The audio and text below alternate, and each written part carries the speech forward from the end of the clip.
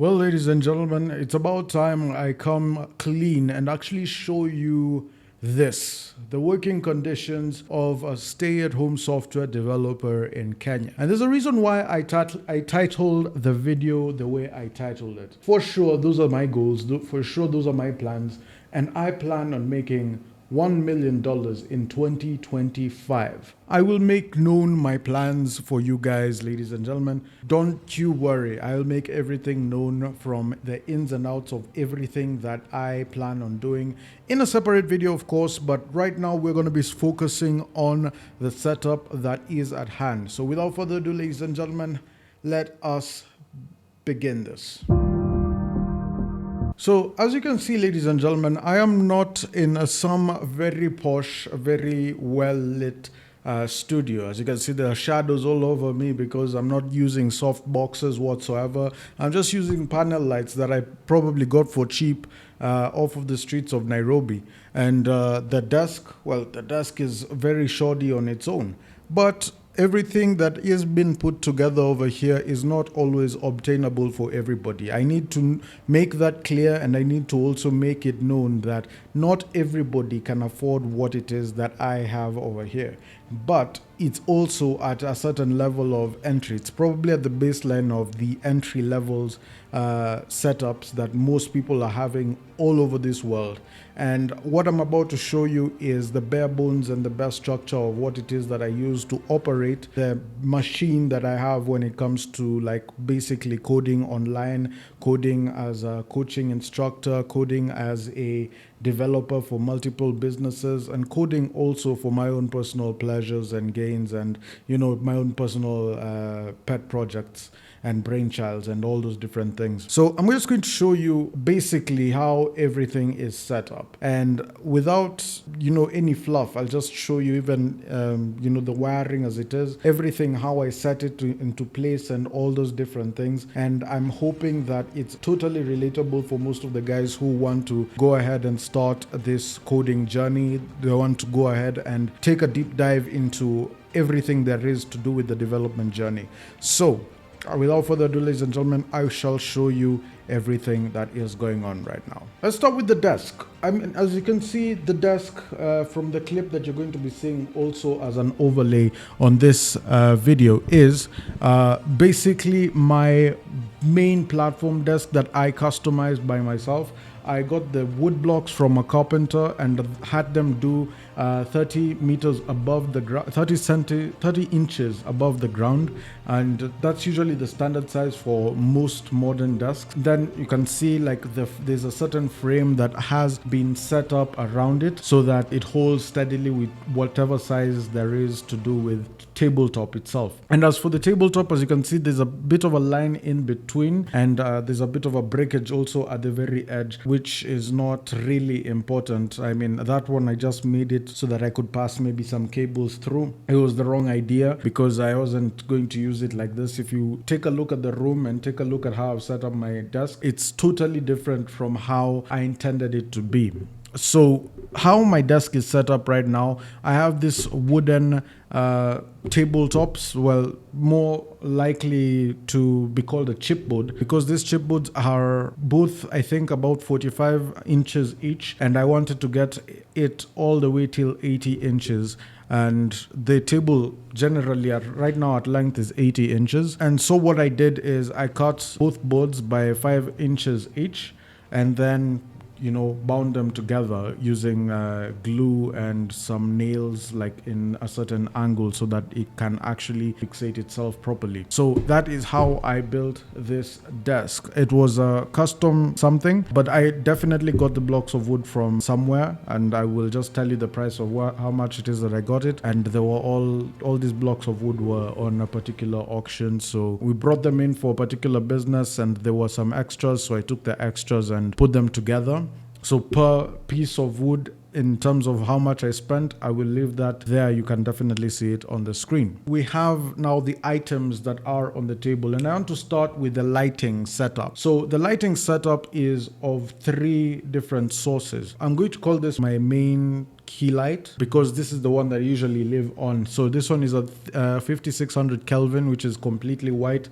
I use this for generally everything. I have a 3200 Kelvin one. Although these are both the same panel lights, I've set this particular one that you can actually see to 3200 Kelvin, although it has both both the 3200 and the 5600 Kelvin settings, but I've set this one to 3200 and I've set this one to 5600, this one being my key light and this one probably being my fill light, so that there are no shadows on my face. And then I have this is a tube light from China. It's a very generic tube light. It doesn't work outside of the charger. As you can see, if I pull out the charger, it will just dim out. So it just doesn't work the way I intended for it to come through, but it was cheap and it was available, and it actually helps me with the lighting effects for my videos, which I quite like. I really find them quite nice, if I'm being honest. Those are just the lighting setup. Now I'll talk about the camera. The camera I'm using to record this video in particular is the camera I use for my live streams. It's the camera I use for all my photos, my thumbnails and everything. And this is the EOS 250D DSLR. It's a Canon camera, of course, and I'm using the main lens, the stock lens that came with the camera. I got this off of a sale back in 2023, I believe, or 2022, off of a student sale. So those are, that is what I'm using, and it's standing on a tripod. I've forgotten the brand of the tripod. Normally, I don't even use the tripod. I'm just using the tripod on the basis on the main issue of the video. So how I connect this camera to my PC is I use a HDMI, a mini HDMI to HDMI adapter, a normal HDMI cable connecting to that adapter, and which it's already connected to the camera, and then I transfer the signal to a capture card which connects via USB into my computer, and I will show you that contraption shortly so that I can fully explain everything. On my desk now is where the main things and the main magic happens. I'm going to start with the audio and what it is that I use for audio mainly. The audio setup for me is just this. This is a Behringer HP X6000.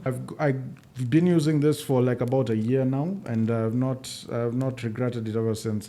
This it definitely ran me back roughly about 9,000, 10,000 Kenyan shillings, around there. It was an expensive buy, but it was a good buy at the time, and I really enjoy using this whenever I'm editing videos, whenever I'm taking calls, when I'm listening to music and all that different kind of good stuff, especially for the live stream buddies of mine who usually join me on the live stream. So that's a very good audio monitor. Then we have my microphone, of course. My microphone is not a branded microphone per se, but I will link a similar one that you can probably get on Amazon. This, I can't remember the brand, but I know for a fact that I got this from Alibaba. It was cheaper to get it from Alibaba because I'm in Africa and China, is just there. Most people would prefer getting it from Amazon because there's a certain level of warranty that comes in with Amazon, but I got this for roughly about $30 or less with the boom arm, and this boom arm was about another $15 or $20 if I can remember correctly. So this boom arm with the microphone came to a total of like about $60 together. They could have been a lot cheaper if I was buying in bulk because the MOQs for these items were like about 100 pieces, so I could have gotten a lot more for a lot less and probably sold to you guys here in the country. And as you can see, generally this microphone is using an XLR cable. I prefer XLR because it gives a more raw signal, but if I want to use USB, I could use USB. If I want to use the audio jack, I could use the audio jack, although the audio jack only works with the audio monitors. Other than that, this is a solid system. This is a solid microphone for you to use, and I would definitely recommend it for anybody who is in the market for a microphone. It connects straight into my audio interface right here. It's a Fifine audio interface, one of those major Fifine audio interfaces that you probably see. And one thing I can say about these audio interfaces is that they're not like the ones from the Go XLR company. I think TC Helicon is the company that it's called. It's not like those ones where they split audio coming from different sources. This one puts all the audio into one microphone audio, and then it just sends it like that. So you cannot mute phone calls, you cannot mute Discord, you cannot mute desktop audio.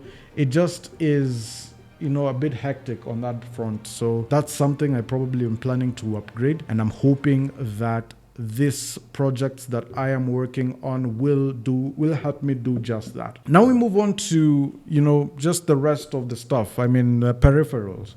We have the mouse and the keyboard, and these ones are I think it's the MK120. I can't quite recall. Yes, so these are the MK120s. That's the mouse and keyboard combo from Logitech. It's a wired mouse and keyboard combo, and I think it works very, very perfectly. Although now I've been looking at Keychron for a very long time, and those are keyboards that I probably am putting on my wish list. But regardless of the matter, I have this keyboard and it works perfectly. It helps me type a lot faster, and as long as I get used to it, we move regardless. And of course, what else is on my desk apart from all those peripherals? We have my Xbox controller, and this is something that I use when I'm gaming on my PC, when I'm not coding, or when I'm not actually recording or editing videos. So this is something that I definitely use on a frequent basis. And whenever I'm gaming on Apex Legends or FIFA, or I don't play Call of Duty, but I am about to start, and then I think Need for Speed Unbound, for those guys who are usually on there. That is everything that is on my desk that are peripherals. I also have my calculator, which is just a standing by for helping me do calculations. And that's just about it for my desk peripherals. When we come to my external output devices, we have my two monitors over here. The one that you can see in the shot is a Dell monitor, which is a 19-inch monitor, and I use this as my secondary screen. My main screen is over here, and it's a HP Pro Display P221 model, which is a 21.5-inch monitor. So that is essentially what I am using right now for everything. And all this stuff, everything that is on my desk, everything that is working right now, even as my audio is recording on this screen right now, it's all being powered by one machine, and that is what I have back here, right on top of this cabinet, which is my PC, my personal computer, my laptop. And this is a HP Victus 15.6-inch laptop, which has a Core i5 12th generation processor with an RTX 3050. The 12th generation model is the 12500H, which is a 12-core 16-thread processor, I believe. Then we also have 16 gigabytes of DDR4 memory, which is quite class, and they're using it's using 3200 millihertz as the base clock, because I have others that are at, I think, higher than that. And there's a RAM module. There's one particular RAM module that's at 3200 millihertz. So it has to clock down towards the base. You're only as strong as your weakest link, is what they say. And then I have a 2 terabyte Western Digital NVMe drive. And I also have, what else is there? I think I mentioned the RTX 3050.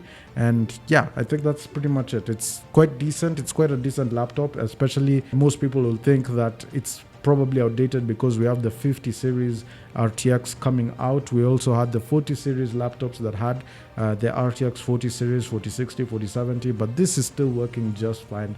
And I appreciate the power that it has, that allows me to play the current titles of games, and also allows me to have faster clocking of indexing when it comes to running my code. So all this, the laptop is generally short off of USB ports. So I have various hubs for USB. I wanted to get a USB Type-C docking station, which has been a really difficult thing to actually acquire because of the fans sometimes missing, and when they're there, that thing is out of stock. And I stopped keeping tabs on these things because there's certain levels of inadequacies you feel whenever you keep on keeping tabs on these things. It's like watching the prices of a new car go down and you don't even have money to buy like a car half the price, but then the price of this car is continuously going down, but there's nothing you can actually do about it. So you definitely feel some certain level of inadequacies. I stopped following on these things and I said, I'm not going to change this setup up until I make my first million in revenue. And that's exactly what the plan is.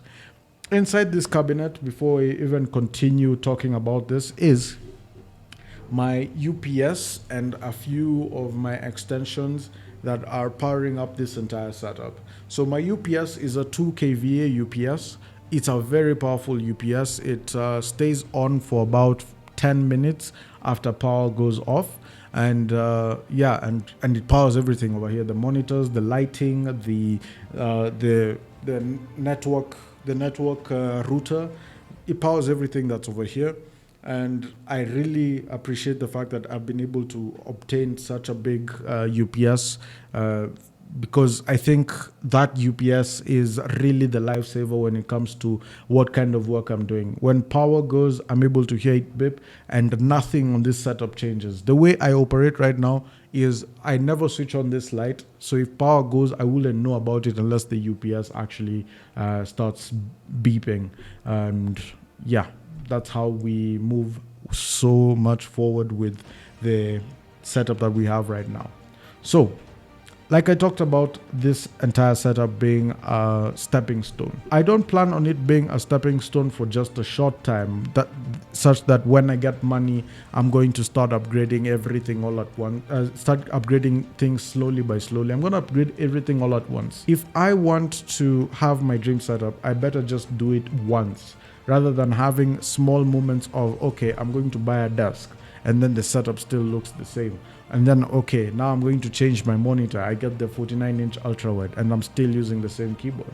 Or I'll get the Keychron keyboard, but then the mouse is still the Logitech mouse. I'll have to change everything all at once. And say I change all my peripherals, and then my sound system is still the same. I change my microphone. I get an SM7B. My sound card is still the same. Doesn't make any sense. So this is what I'm going to do. What you've seen right now is the setup that I'm going to stay with up until I earn that $1 million in revenue, or up until the end of 2025, whichever comes first. So hopefully the 1 million comes first, and I'm just really hoping that I'm able to supply as much more content and supply as much more projects for you guys to actually enjoy and, start learning from as well. And I'm not here to entertain. I'm not here to do, hops and skips like some of these entertainers that we've been seeing on YouTube. I'm here to teach. I'm here to enable people to learn. And I'm here to enable people to learn a lot faster than they would actually learn when it came to anybody else. Because I truly believe that I am amongst the best educating minds on this planet, and I truly want to affirm that by producing content that each and every single person that will engage with that content will be able to learn one or two things, even though they're maybe not even interested in the particular content that I'm ready to supply. Now, with that being said, ladies and gentlemen, I want to leave it at that. This has been my setup video. This has been Steve Nyanumba. And I thank you so much, ladies and gentlemen, for all the support. We are right now at 926 subscribers as of right now when I'm recording this video. I need to give you guys a lot of plaudits, because you guys have been with me throughout the entire journey. You guys have been telling me what it is that, what issues that you've been running into, the kind of problems you're trying to tackle, and the kind of tutorials that you want to see on this channel. So I thank you for that, and I really do appreciate the fact that you guys are watching this video right now in ready support for this channel. So without further ado, ladies and gentlemen, I would like to close up this video with saying it doesn't really matter the kind of setup that you have, as long as you have the resources, as long as you have the tools and the skill to be able to, even if you have a bare minimum, as long as you're able to grow your skill, it doesn't matter what it is that you have on your desk. You grow your skill and grow it fast, and try as much as you can to make sure that everything that you have and everything that you are creating when it comes to code is being very useful to the whole world in general. If not the whole world, be it your country. If not your country, be it your city. If not your city, be it your family even. That being said, ladies and gentlemen, I will leave it at that. please do indeed like, share, and subscribe. And as always, I will see you guys in the next video. Take care, and as always, may God bless you all.